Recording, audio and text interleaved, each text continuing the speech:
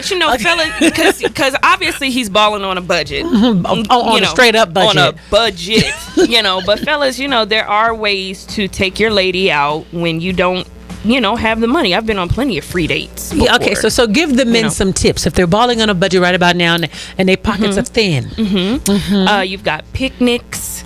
You go to public. Well, there's if you got a picnic, you got to buy food. Well, I mean, some fried chicken and some biscuits. Yeah, effort counts. He can grapes. Go get some bread. Get the nice bread. Get the good bread. Don't get the Wonder Bread or whatever. But see, he on the budget, so that good bread is expensive. Well, he can go to the Wonder Bread factory has day-old bread. Which one? Because they didn't close down over here. I'm pretty sure that was the only one. I don't know the recipe. I'm just saying. Okay, she said go get some nice bread.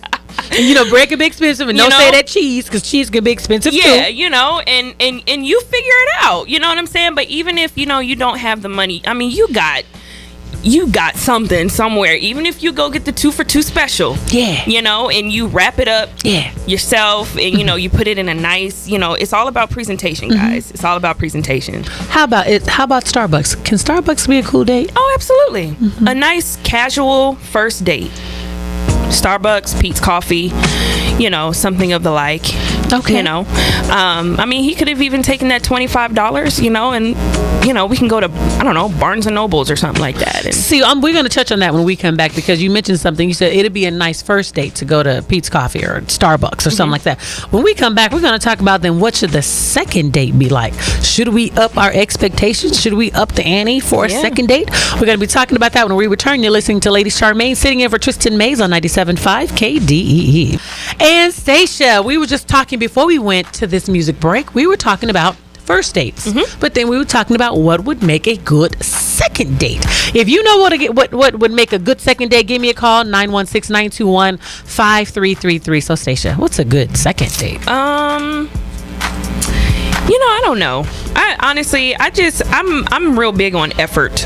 I like creativity. So I don't know. It's hard to say. I just think the days of just dinner and a movie is played. And not to say that there's anything wrong with that, you know what I mean? But I just think that there's no kind of like thinking involved with the whole dinner and a movie thing. I just like to see something different. Okay. 97.5. Hey, how you doing today? Good, how are you? Danny. Hi. A good second date would be, you go get one of them nice picnic baskets from the Honey Baked Ham spot with all the cheeses, the wine and stuff, and go to Land Park and get one of them nice trees, man, and spread out. Then you can get one-on-one and y'all can talk about, this and that. I think that would be a good second date. A nice little picnic in the park, just y'all two, and, stuff like that. Oh my goodness, I think you'll have her with that one. Sounds good. Yeah. All right, what's your name again? This is Danny from Southside. Yeah, thank you, Danny. I like that idea. Thank you. Bye-bye. Oh, that was a great idea. That's good. If you know what would make a good second date, give me a call, 916-921-5333. I don't suggest dinner and a movie. The only reason, because the goal of a date is to get to know someone. True. And I can't get to know you watching a 2-hour movie. That is true. I can't get to know. We just sitting there and we watching a movie and then it's over and I'm going home. So I'd rather sit down and talk with you for 2 hours. By the time the second date rolls around, hopefully in between that time, you and your love interest or whatever have had time to converse and find out what each other is into. And so for me, I'm really into arts and crafts, creativity and stuff like that. So, a good second date for me would probably be like a painting class, something like that. I'm into theme parks, so maybe going to Six Flags or the Carnival or something like that. Like just some fun stuff just to get out and, because like you said, if you're sitting in a movie for 2-3 hours, you know what I mean? And especially if it's like a heavy movie, your mood might be ruined after that, where it's like, oh my gosh, like I just want to go home and cry or whatever, you know what I mean? So movies, that's just not a good idea to me. Okay, so no movie. Yeah, and eating, that's always a great idea. I mean, my husband would be like, hey babe, you what you want to do today? Is food involved? I'll do whatever you Do whatever you want. Okay. So there's food involved. You know? Okay, interesting. So what do you think would make a good second date? Give me a call, 916-921-5333. You know, anything outdoors, you know, to make sure, for me, being around people, because I really don't know you. I don't suggest going back to anyone's apartment or home. I don't suggest that. I just like being outdoors, but you still have to use some type of precaution. Even if you go outdoors, I was about to tell the story, but it's a little too heavy. So I'm going to save that. You know, I'm thinking, bring a friend. Yeah. Bring a friend.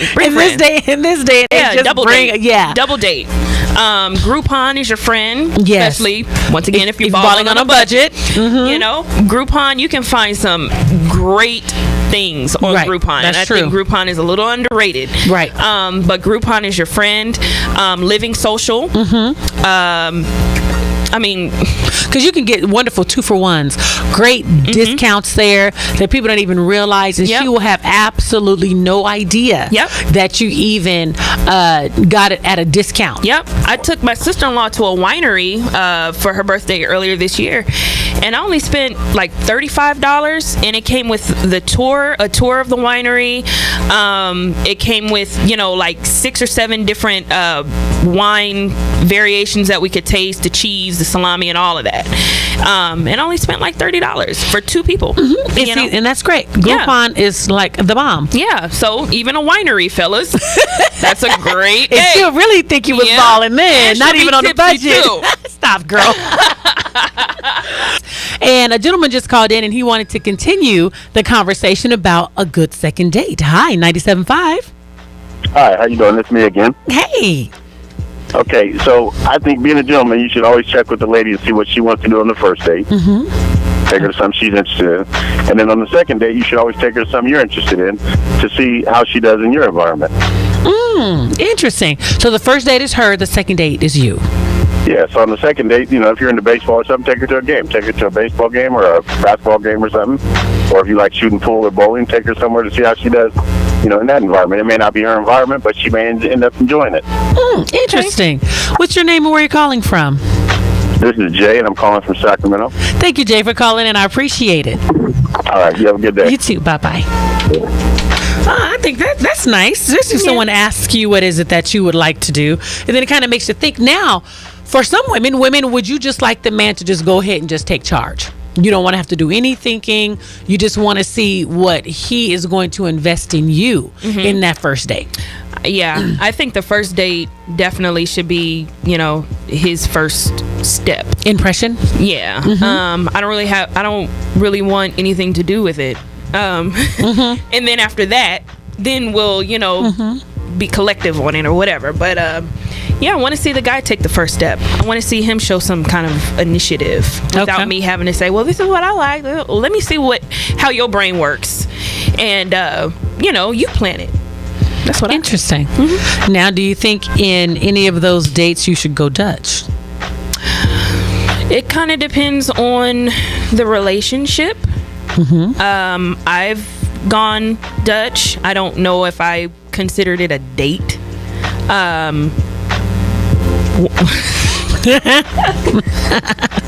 Okay. I just had a flashback. One time I went on a date.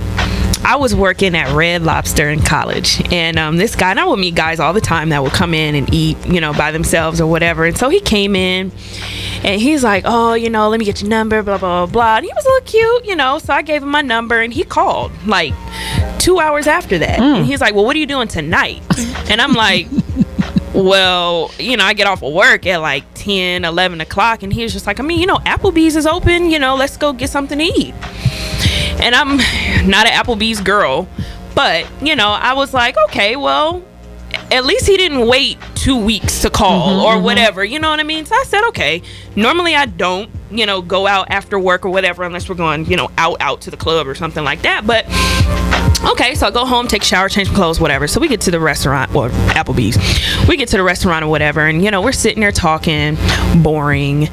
And he pulls out his wallet, and I kid you not, and all these pictures, and it was kids. and he had about 8 kids.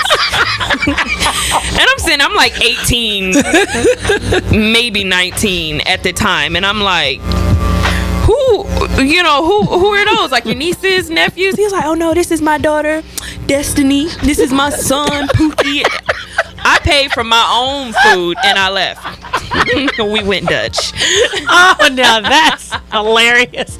Wait a minute. Well, at least you found out early. You're watching a Rich Girl Dreams production.